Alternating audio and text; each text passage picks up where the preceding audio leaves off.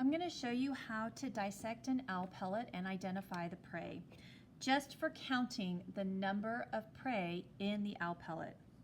So I have an owl pellet here that I dissected and I pulled out the bones. So as you dissect, you can carefully use your fingers to pull things apart and then to get the bones out. Mostly what we're focused on here are skulls. The other bones you can pull out if you want. The other bones are more important if we cannot find any skulls, which on occasion an owl pellet does not have any skulls, and so you have to count prey using the other bones. But otherwise, we're going to use our skulls to count the prey. So in this particular pellet that I pulled apart, I have a skull here, I have one here, and I have one here. Now there's also bottom jaws as well. And there's a different types of bottom jaws. You're going to see that this one is more long, and then this one is like kind of thicker. And usually that denotes rats versus voles. But let's talk about those differences as well. So the structure of these two critters is a little bit different. These two bottom jaws. But basically there's two bottom jaws that go with each skull. And so it looks to me like these two, well, nope, these are different bottom jaws, but these two, these ones might go together, maybe with this bigger one here. These ones might go with here, and then over here, kind of like this. And I'm missing another bottom jaw, but that's okay. It doesn't matter, because sometimes you don't get an entire skeleton. You get part of a skeleton and the rest of it is regurgitated in the next pellet from the owl. Then you have other kinds of bones, but we won't worry about those unless we don't have skulls to look at. Okay, so when we dissect, we're going to look at our keys. And these three skulls look like rodents to me. So let's take a look at our key here. And for our rodents, we can measure the length to help us. So most mice, the length of the skull is about 1.5 up to 1.5 centimeters. There's some bigger mice out there, and if we were going to publish this research, we'd want to be more particular about the species, but we're not. So for our purposes, about up to 1.5 centimeters. A rat about 1.5 to 4 centimeters in length, and a vole is about 1.5 to 3 centimeters in length. So make sure you're using centimeters, not inches. So remember, inches are bigger. We want centimeters, and we're going to measure the length. And if it's over 1.5 centimeters, we do not have a mouse. So all of these are over. Now this one looks like, oh wait, it's 1.5, but look at the back, it's half broken off. So it is bigger than 1.5. So none of these are mice. All right, so what are they then? So they could be a rat, they could be a vole. Now voles, you have a picture of a vole. They are rodents that look like rats and mice. So they're going to have similar skulls. So let's take a look at this other sheet. You have a key to skulls. So you have two different types of skulls to tell the difference between a vole and a rat. And then you have the really small ones, mouse and shrew. And it's rare for us to see shrew. They're also harder to find in the pellet because they're really small. But let's look at the vole versus the rat. A vole's eye sockets, look at what they do. I kind of drew on this, but let me erase. Look at the eye socket. It kind of goes out like this, right? Whereas the rat's doesn't as much. So the shapes are a little bit different. This one kind of more has maybe like a teardrop shape. And this one is an oval shape like that. So this is one way from the top. And so on your owl pellets, when you look at your pellets, does it kind of go out? Like this one is broken, so I can't see the full shape. But if I hold it up here, and let me zoom in a little bit to show you. If I hold it up here and I get the light a little bit better without a shadow for us, like that, you can see that it does go out just like this one. It curves outward and then it's broken off. But I would say this is a vole. What if you make a mistake? It's okay for our purposes. Remember, you're doing the best you can here to identify. And if you make a mistake, it's not a big deal.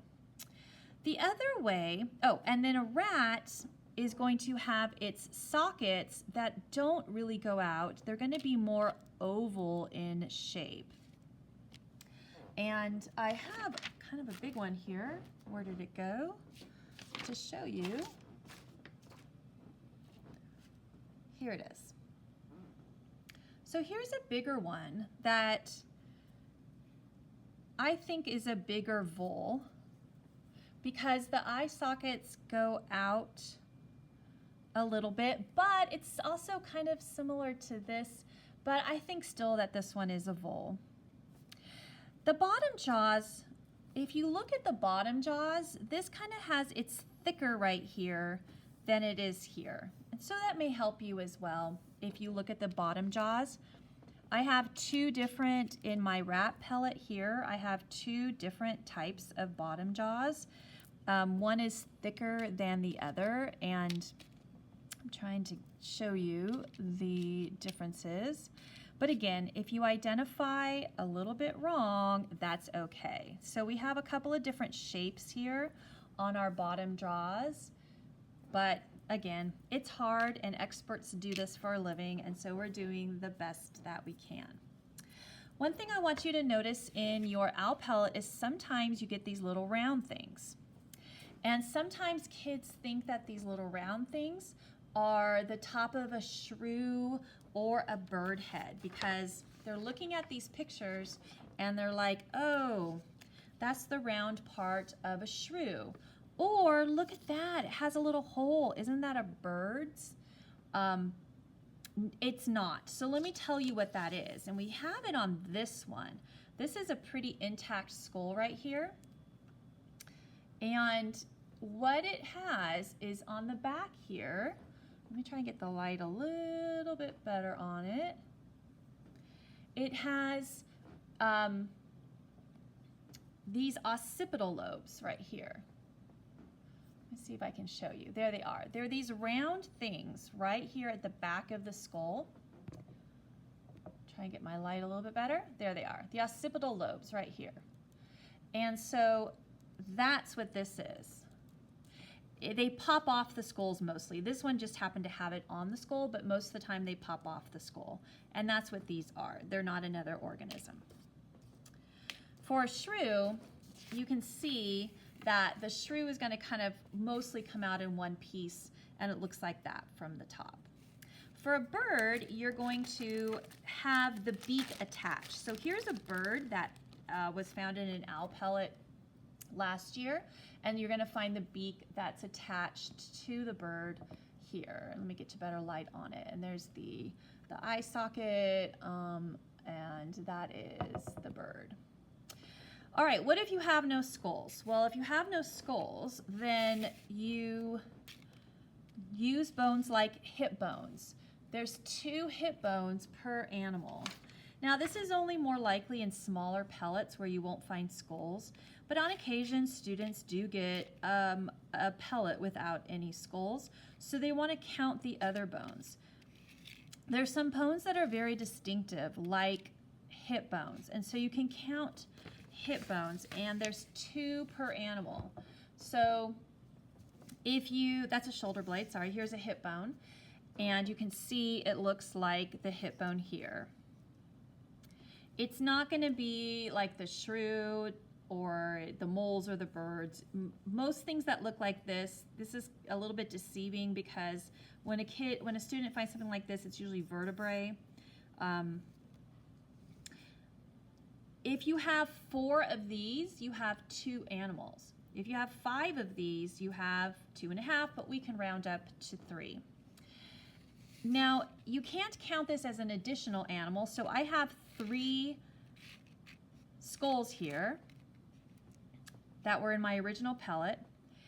These hip bones go with it. It's not an extra animal. If you have the hip bones, they're going to go with the skulls. But if you don't have the skulls, then you can count things like the hip bones, or you can count things like shoulder blades, or some of these bones that have another loop in it.